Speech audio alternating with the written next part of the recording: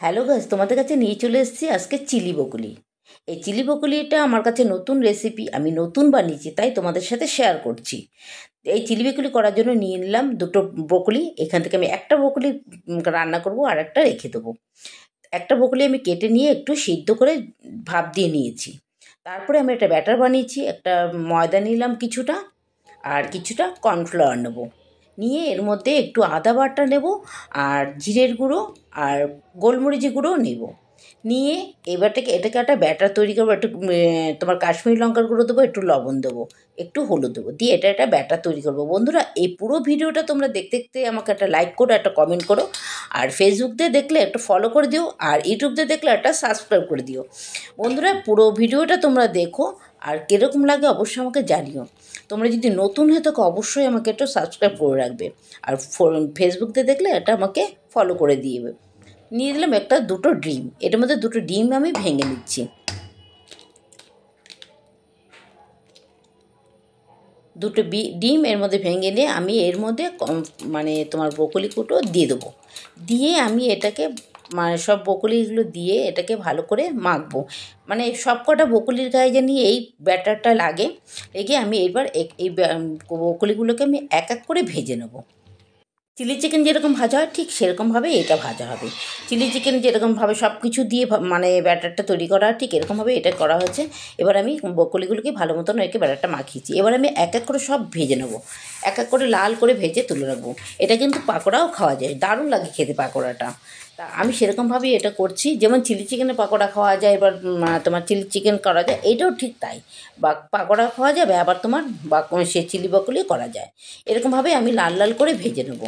এটা কিন্তু দারুণ লাগে। তুমি যা দিয়ে পারো, ফ্রাইড রাইস বলো, পোলাও বলো, ভাত হোক, রুটি, পরোটা, লুচি, যা দিয়ে পারেন আপনি খেতে পারেন। এটা অসাধারণ খেতে, যেমন মানে এটা শুধুও ভালো লাগে, মানে খেতে এতটাই মানে টেস্টি এটা জিনিসটা।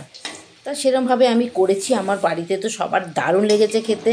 তা আমার মেয়ে আজকে খেয়েছি জিরা রাইস দিয়ে, আমরা খেয়েছি পরোটা দিয়ে। এটা সত্যি অসাধারণ খেতে লেগেছে এটা। মানে তোমাদের কাছে কি বলবো, মানে এত যে টেস্টি এর জিনিসটা আমি জানতাম না, আমি শুনেছি শুধু। তা আজকে করলাম, আমি লাল লাল করে ভেজে তুলেছি। দেখো লাল করে ভাজা হয়ে গেছে, এটা আমি তুলে নিচ্ছি।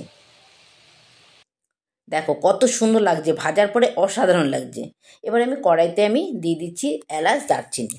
এটা যখন দেওয়ার পর একটু যখন একটু ভাজা ভাজা সুন্দর গন্ধ হয়ে আসবে, তখন আমি দিয়ে দেবো পেঁয়াজ। এবার পেঁয়াজটা দিয়ে এবার একটু নাড়াচাড়া, ভালো মতো একটু নাড়াচাড়া দেবো। একটু নেড়ে যখন পেঁয়াজটা একটু বেশ মানে কালারটা একটু চেঞ্জ হবে, তখন আমি দিয়ে দেবো কাঁচা লঙ্কা। কাঁচা লঙ্কাটাও আমি একটু নাড়াচাড়া করে এবার দিয়ে দেবো কিছু টমেটো। একটু টমেটোগুলো কুচিয়ে রেখেছি, লাল দেখে একটু বেশ পাকা টমেটো কুচিয়ে নিয়েছি, এটা দিয়ে দেবো পাকা টমেটো। এটাও একটু নাড়াচাড়া দিয়ে দেবো আমি ক্যাপসিকাম।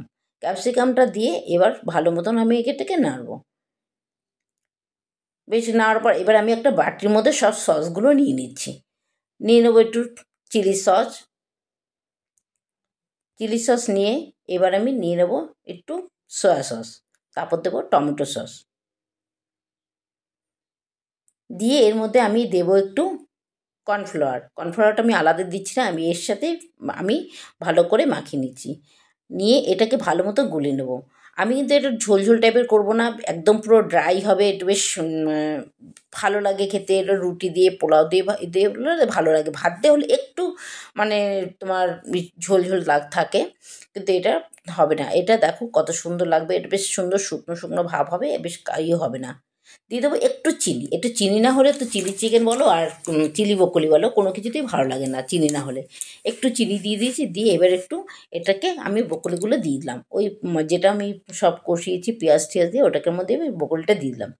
দিয়ে এবার নাড়াচাড়া দিয়ে আমি যেই সসটা সব মিশিয়ে নিয়েছিলাম সেটা আমি দিয়ে দিচ্ছি। দিয়ে আমি কিন্তু আর কোনো জল দেবো না, এটা দিয়ে কষিয়ে সুন্দর করে কষিয়ে আমি এটাকে দিয়ে দেবো। অসাধারণ লাগলো খেতে, সত্যি আমার যে এত ভালো লাগলো তাই তোমাদের সাথে শেয়ার করছি। দারুণ লাগলো খেতে আমার কাছে এটা।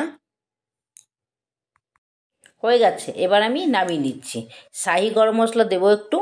আমি এলাচ দারচিনি দিয়েছি ফোড়ন, তা আবার একটু শাহি গরম মশলা দিয়ে নামাচ্ছি। এটা এখন শাহি গরম মশলা না দিলেও ভালো লাগতো, তাও আমি দিয়েছি একটু গন্ধের জন্য।